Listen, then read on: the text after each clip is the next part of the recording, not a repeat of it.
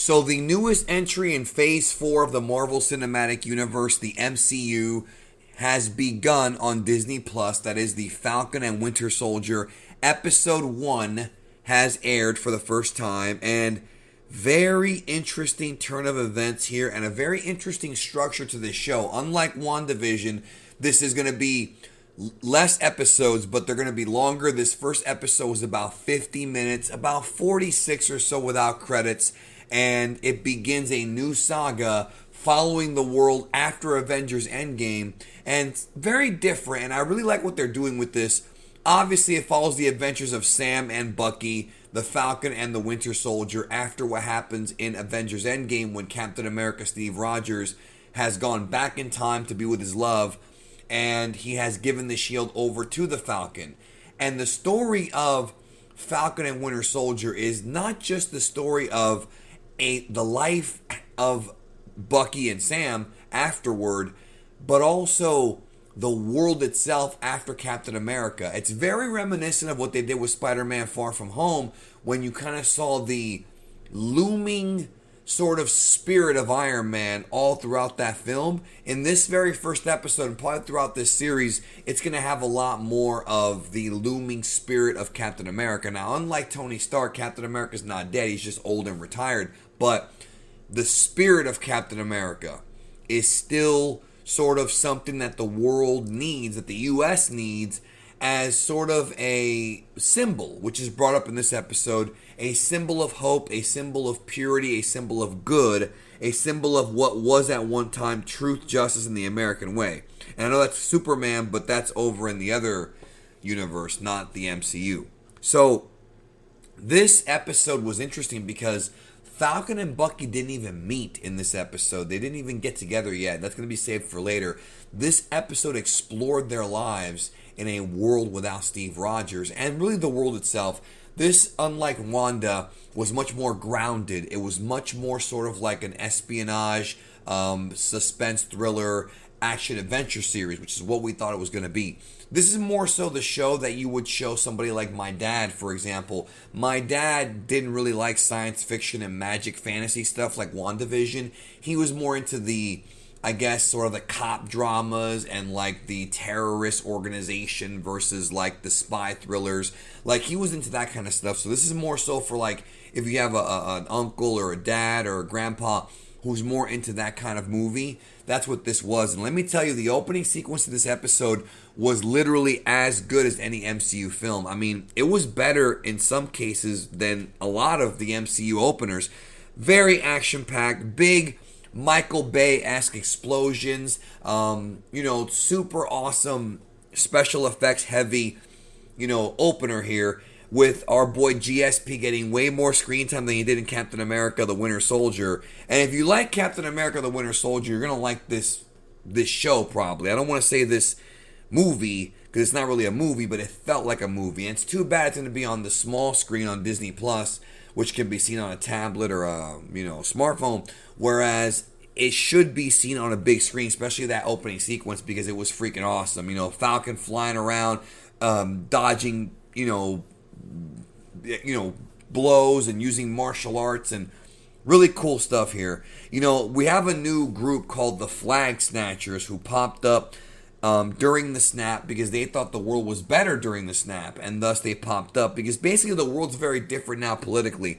When the snap happened, when the blip happened, there were less people on Earth, and thus that leads to a different kind of government structure. Now, they didn't go into details about what actually happened, but it's implied that since the snap was reversed by the Hulk and Endgame, that the governments of the world have kind of fallen on their head, and things are just not the same. And Sam and Bucky were both victims of the snap, so they're coming back into a world that they did not live in for 5 years. It's like Falcon even says that, he skipped away and came back, and suddenly his family has grown up, which we do get to meet here. Obviously, if you're a fan of Sam and Bucky, you saw the development happen mostly in Winter Soldier, but here we get a chance to really explore their lives since Endgame and like individually, so you get more development of these characters. For example, we get to meet Sam's sister and his nephews, her kids, and how they've kind of struggled since Sam disappeared.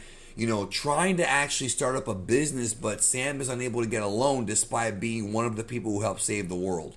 It's kind of crazy to the point where even the bank person is like, the loan shark, I don't want to call him that, but the bank person is like marking out over Falcon, but can't even grant him a damn loan. Can't even give Sam a loan, and yet he wants a picture with him. It's crazy.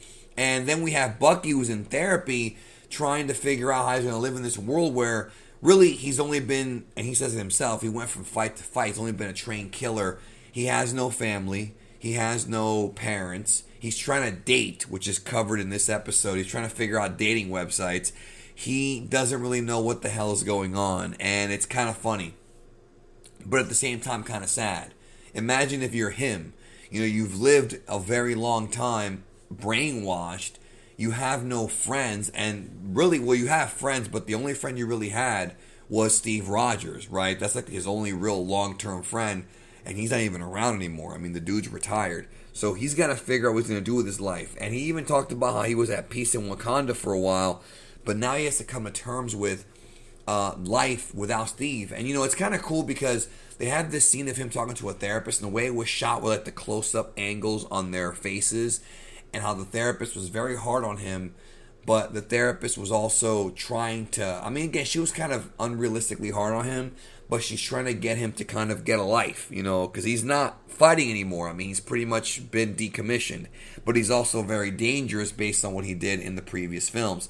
So it is, in a way, a direct sequel to Civil War and Winter Soldier in that there are consequences of Bucky's actions in those films that resonate in this film. It was really, really well done. And like I said, there's no meeting between Sam and Bucky just yet. And it's very interesting how they kind of show their two lives. They show Bucky and Sam's lives and how they differ. That was pretty cool. And I have to go back and watch Winter Soldier. It's been a while since I've seen that movie, and I do like that movie. Really a lot of fun. And the episode ends with a very big surprise that I was kind of wondering if they were going to do. Like, I was wondering, are they going to actually do this in the Marvel Cinematic Universe? And yes, they introduced a new Captain America, a replacement for Captain America now that he's retired. And it is indeed John Walker, a.k.a. the U.S. Agent. If you're a Marvel Comics fan, look, I was never big into Captain America comics, even though I did read some of them. I was mostly an X-Men Spider-Man kid, right? I came along in that early 90s when that was the hottest thing. But I collected the trading cards, and I learned about these characters. And the U.S. Agent and Captain Britain, those two are characters I never thought I would actually see in a movie. And now we have the U.S. Agent, the new Captain America, I guess, taking control. And and Sam is like watching the shield, because earlier in the episode he retired the shield. He didn't think he could fill the shoes of Captain America because Captain America's Captain America, right? Even though Steve gave him the shield in Endgame. That's what this whole kind of story's about. But now we have another guy taking the shield, and it's not him. And it's like, well, if you're going to give the shield over, it might as well be to Sam or to Bucky. But it's not. It's going to be going over to the U.S. agent that the government put in there. So Sam is over here with mixed emotions watching the shield get passed over to a guy who Steve Rogers did not pass it over to. Very interesting stuff. Again, really enjoyed this. Much different from WandaVision in that we started off with a big mystery there. Here, we're right plunked into the action, and we have more of a character drama. I feel like WandaVision became a character drama as it went on, whereas, it was kind of, all weird at first, whereas this is really very simple and to the point, but also deep and understandable. So I did enjoy this first episode. The action kind of came at the beginning, and then it kind of became more of a character drama, and that's okay.